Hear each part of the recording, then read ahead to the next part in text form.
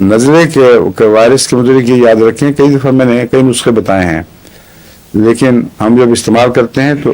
کئی دفعہ ایک دور میں آ کے وہ نسخے بالکل فائدہ نہیں دے رہے ہوتے، اور بعض دفعہ ایک مریض کو بھی ایک سے زیادہ نسخے دینے پڑتے ہیں۔ اس لیے نزلہ اور انفلوئنزا، نزلاتی بخاروں اور بیماریوں کے لیے آپ کو میں متنبہ کرنا چاہتا ہوں کہ ساتھ ساتھ آپ کو علاج میں ضروری تبدیلیاں کرتے رہنا پڑے گا، اور ایک نسخے پر انحصار نہیں ہو سکتا۔ اب میں نے یہاں نسخہ ایک دیا تھا نزلے کے لیے، جلسیمیم، آرسنک، اور ساتھ تھا بیراڈون، یہ فلو کے خلاف شروع میں دینے کے لیے۔ اس کے ساتھ ایکونائٹ بھی ڈال دیا جائے تو وہ بھی بہت مفید ہے، اگر چھٹے کے طور پہ علاج کرنا ہو، وقت نہ ہو زیادہ پیشانوں کا، تو شروع میں ریپیٹ کیا جائے تو بہت مفید ہے، لیکن اس کے باوجود جو رہ جاتا ہے اس کو پھر اور علاج کرنا پڑتا ہے۔ تو کل میری ہمشیرہ رحمۃ اللہ علیہ نے مجھے یاد دلایا، پرسوں بلکہ، کہ وہاں جو میں نسخہ دیا کرتا تھا وہ تھا یوپیٹوریم، برائونیا اور آرسنک اور جلسیمیم، آرسنک، جلسیمیم، یوپیٹوریم، برائونیا۔ اور وہ بتا رہی تھی کہ ابھی آنے سے پہلے لوگوں میں انفلوئنزا شروع ہوا تو انہوں نے یہی نسخہ استعمال کیا اور بھاری اکثریت کو بہت فائدہ پہنچا۔ اب یہ وارننگ بڑی مجھے یاد دہانی عین وقت پہ ہوئی، کیونکہ پرسوں رات کو جب میں سویا ہوں اس وقت ٹھیک تھا، اور آدھی رات کو آنکھ کھلی تو چھاتی بھری ہوئی تھی درد سے، اور کچا کچا بلغم جو پتہ لگتا ہے کہ لمبے عرصہ ٹھہرنے کے لیے آیا ہے، اور کرختگی ہے، کوئی اس میں نرمی نہیں، الگ نہیں ہوتا، لیکن سوزش سی موجود ہے۔ تو اس پر میں نے یہ نسخہ بھی بنوا لیا، اور اس کے علاوہ انفلوئنزم والا جو میں لیتا ہوں وہ بھی استعمال کیا۔ میں آپ کو بتا رہا ہوں کہ کس طرح بار بار بعض دفعہ دوسری دوا بدلنی پڑتی ہے۔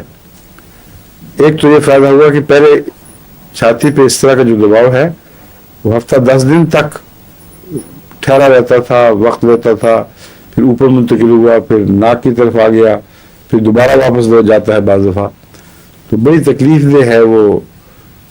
یہ چھاتی سے نزلے کا شروع ہونا یہ بہت خطرناک چیز ہے، اور یہ اوپر نیچے ہوتا رہتا ہے۔ لیکن اس دوا سے مجھے جو میرا نسخہ بھولا ہوا تھا بہت فرق پڑا، لیکن ایک سٹیج پر آ کر ٹھہر گیا۔ پھر جب نزلے ناک کی طرف منتقل ہوا ہے تو میں نے نیٹریمور کھائی 200 میں، اور ایک دو خوراکوں سے بہت ہی ریلیف ہوا۔ پھر اس کے بعد کل رات کو نزلاتی کیفیت میں تو بہت نمایاں فرق تھا، لیکن جسم میں ایسی دکھن جس طرح ملیریا کی ہوتی ہے، اور کمزوری کا احساس کہ جیسے ایک دم اگر دوبارہ بیماری حملہ کرے تو جواب نہیں ہو سکتا، اس پر میں نے ریسٹاکس 200 اور ایکونائٹ 200 کھائی،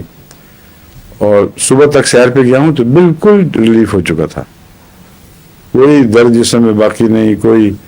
کمزوری کا، اندرونی کمزوری کا احساس نہیں۔ اب بہت ہی معمولی ہلکا سا وہ ایسا وہ ہے ڈسچارج جو رنگدار نہیں ہے، بدبودار نہیں ہے، جیسے ہوتے ہیں نا بلینڈ نزلہ سا، جس میں کوئی گندگی، کوئی بدبو وغیرہ نہیں پائی جاتی۔ تو یہ آپ کو بتا رہا ہوں کہ ہم جو مریضوں کو دے کے فارغ ہو جاتے ہیں یہ ٹھیک نہیں ہے۔ اصل علاج یہ ہے کہ مریض کو واچ کرنا، اس سے بار بار رپورٹ لینا، اگر دوا بدلنا پڑے تو بدل دی جائے۔ اس لیے دور کے نسخے بیچاروں کے لیے ایک قسم کا یعنی نامکمل علاج ہے۔ اصل ہومیوپیتھک علاج یہ ہے جو ساتھ ساتھ نظر رکھے، اور اگر یہ توفیق نہ ہو تو پھر نسخوں میں متبادل تجویز کر دیے جائیں۔ اس لیے آخری شکل یہی بنتی ہے کہ ہم سب کو خود ہومیوپیتھ بنا دیں،